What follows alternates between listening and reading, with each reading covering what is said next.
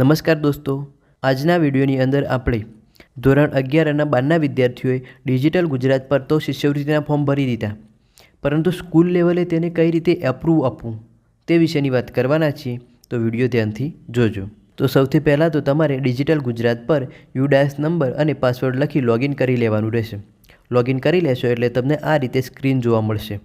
Login કરવામાં પણ આપણને ઓટીપીનો પ્રોબ્લેમ રહેશે, કારણ કે આપણે ઓટીપી વારે ઘડી પૂછવું પડે છે. તો તમારે આ પ્રકારનો પ્રોબ્લેમ થતો હોય તો આપણને એક સુવિધા આપેલી છે સંદેશ એપની. તો તમે તમારા મોબાઈલની અંદર આ એપ્લિકેશન ડાઉનલોડ કરી લેશો તો તમારે ઓટીપી વારે ઘડીએ પૂછવાની જરૂર પડશે નહીં, જેનો મેં ડિટેલમાં વિડીયો બનાવેલો છે, જેની લિંક હું તમને ડિસ્ક્રિપ્શનની અંદર આપી દઈશ. તો ત્યાંથી તમે તે વિડીયો જોઈ શકશો. પછી તમારે ઓટીપી પૂછવાની જરૂર પડશે નહીં. લોગિન કરી લેશો એટલે તમને આ પ્રકારે એક ડેશબોર્ડ જોવા મળશે, જેની અંદર તમારે આ પ્રોજેક્ટ આપીને તેના પર ક્લિક કરી અને સ્કોલરશિપ પર ક્લિક કરવાનું રહેશે. સ્કોલરશિપ સિલેક્ટ કરી લેશો એટલે અહીંયાથી આપણે ફક્ત 11-12ના વિદ્યાર્થીની સ્કોલરશિપની અપ્રૂવ આપવાનું હોવાથી આપણે અહીંયા આપ્યું પોસ્ટ મેટ્રિક સ્કોલરશિપ, તેના પર ક્લિક કરવાની રહેશે.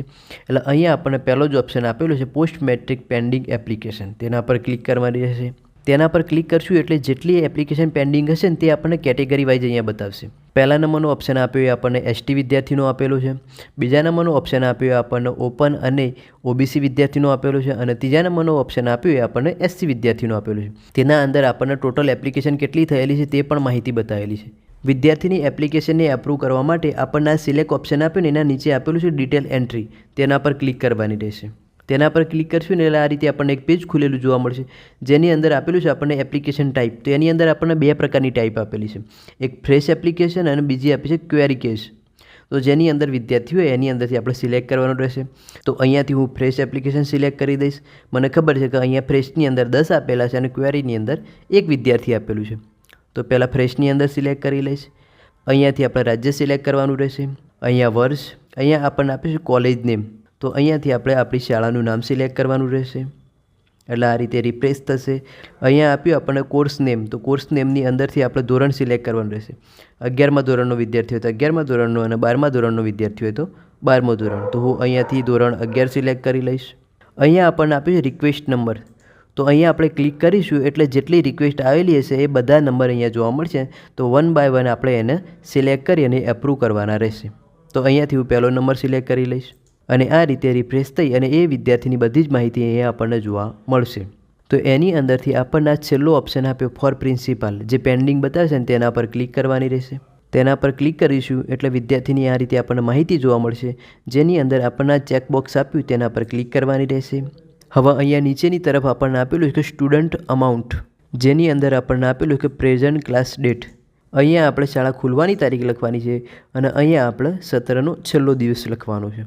અહીંયા આપ્યું number of working days last year, એટલે કે છેલ્લા વર્ષના કાર્ય દિવસ લખવાના છે. તેની અંદરથી વિદ્યાર્થી જેટલા દિવસ હાજર રહ્યો તે હાજર દિવસ લખવાના. એટલે અહીંયા ઓટોમેટિક તેની ટકાવારી આપણને જોવા મળશે. હાલના અભ્યાસનો સમયગાળો, એટલે અહીંયા હાલના અભ્યાસનો સમયગાળો લખવાનો છે. તો 1 વર્ષ. હાલના અભ્યાસની પ્રવેશ તારીખ, એટલે કે વિદ્યાર્થી દાખલ થયું તે તારીખ લખવાની છે. અહીંયાથી વિદ્યાર્થી પાસ થયો છે કે ફેલ તે સિલેક્ટ કરવાનું રહેશે. ટાઈપ ઓફ ટ્યુશન ફી, જેની અંદરથી વિદ્યાર્થી કયા પ્રકારનો છે તે આપણે સિલેક્ટ કરવાનું રહેશે. અહીંયા આપણે NAACનું સ્ટેટસ બતાવશે, એટલે શાળા આપણી કઈ કેટેગરીની અંદર આવશે તે સિલેક્ટ કરવાનું છે. અહીંયા આપણને અલગ અલગ પ્રકારની ફી આપેલી છે, તે ફી અહીંયા દર્શાવવાની છે. ત્યારબાદ સેવ પર ક્લિક કરવાનું રહેશે. જો વિદ્યાર્થીની એપ્લિકેશનની અંદર કોઈ ક્વેરી હોય, એટલે કે કોઈ પ્રોબ્લેમ હોય અને આપણે એને રિટર્ન કર્યું હોય તો અહીંયાથી તે કારણ બતાવી અને અહીંયા એનું કારણ લખી અને રિટર્ન કરવાની, એટલે અહીંયાથી આપણે રિટર્ન કરી શકીશું. પરંતુ જો કોઈ પ્રોબ્લેમ ના હોય તો અહીંયા આપણને આ એપ્રૂવ આપ્યું તેના પર ક્લિક કરવાની રહેશે. તેના પર ક્લિક કરશું એટલે આપણને આ રીતે ડેટા અપડેટ સક્સેસફુલ વાળો મેસેજ જોવા મળશે, જેમાં તમારે ઓકે પર ક્લિક કરવાનું રહેશે. એટલે બીજો આપણને મેસેજ જોવા મળશે એપ્લિકેશન એપ્રૂવ, એટલે ઓકે કરી લેવાનું રહેશે. હવે આપણે જે એપ્લિકેશન એપ્રૂવ કરી તે એપ્લિકેશન આપણને કઈ જગ્યાએ જોવા મળશે અને એને આપણે હાઈ ઓથોરિટીએ કઈ રીતે સેન્ડ કરવી તે વિશેની વાત કરીએ. તો અહીંયા આપણને આપીને પોસ્ટ મેટ્રિક સ્કોલરશિપ, તેના પર ક્લિક કરવાની રહેશે. એટલે આપણને બીજા નંબરનો ઓપ્શન આપ્યો પોસ્ટ મેટ્રિક સેન્ડ એપ્લિકેશન, તેના પર ક્લિક કરવાની રહેશે. તેના પર ક્લિક કરશું ને એટલે આપણે જે એપ્લિકેશન એપ્રૂવ કરી હતી તે એપ્લિકેશન બધી જ અહીંયા આપણને જોવા મળશે. તો અહીંયા આપ્યું આપણને ડિટેલ એન્ટ્રી, તેના પર ક્લિક કરવાની રહેશે. એટલે બધી જ એપ્લિકેશન આપણને અહીંયા જોવા મળશે, જેટલી એપ્રૂવ કરી હતી ને તે બધી. જો આપણે એ એપ્લિકેશનને બેક કરવી હોય તો અહીંયા આપીને આપણને બેક ટુ પેન્ડિંગ, તો તેના પર ક્લિક કરી અને બેક કરી શકીશું. આપણા આ એપ્લિકેશન એપ્રૂવ કરવાની હોવાના કારણે આપણને સિરિયલ નંબર આપ્યું ને એની બાજુમાં આપણને ચેકબોક્સ આપીશ, તેના પર ક્લિક કરશું ને એટલે બધી એપ્લિકેશન આ રીતે સિલેક્ટ થઈ જશે. અને અહીંયા આપણને બટન આપ્યું કન્ફર્મ વિથ ઓટીપી, તેના પર ક્લિક કરવાની રહેશે. તેના પર ક્લિક કરીશું એટલે રજિસ્ટર મોબાઈલ પર ઓટીપી જશે, જે ઓટીપી આપણે અહીંયા લખી અને વેરીફાઈ કરવાનું રહેશે. જો તમારે ઓટીપી ના હોય તો તમે અહીંયા રિસેન્ડ SMS આપ્યું તેના પર ક્લિક કરી અને ફરીથી ઓટીપી મેળવી શકો છો.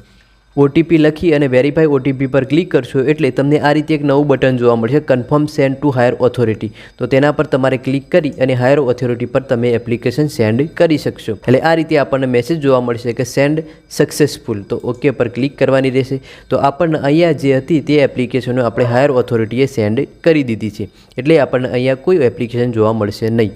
જો પેન્ડિંગ હશે તો આપણને અહીંયા એપ્લિકેશન જોવા મળશે. તો મિત્રો, તમે આ રીતે ધોરણ 11 અને 12ના વિદ્યાર્થીની શિષ્યવૃત્તિની એપ્લિકેશનને હાયર ઓથોરિટીએ સેન્ડ કરી શકશો. જો તમને પોસ્ટ મેટ્રિક સ્કોલરશિપને લગતો કોઈ પણ પ્રોબ્લેમ હોય તો કોમેન્ટ કરજો, જેનો અમે જરૂરથી ઉત્તર આપીશું.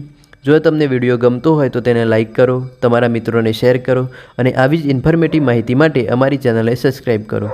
જય હિન્દ, જય ભારત.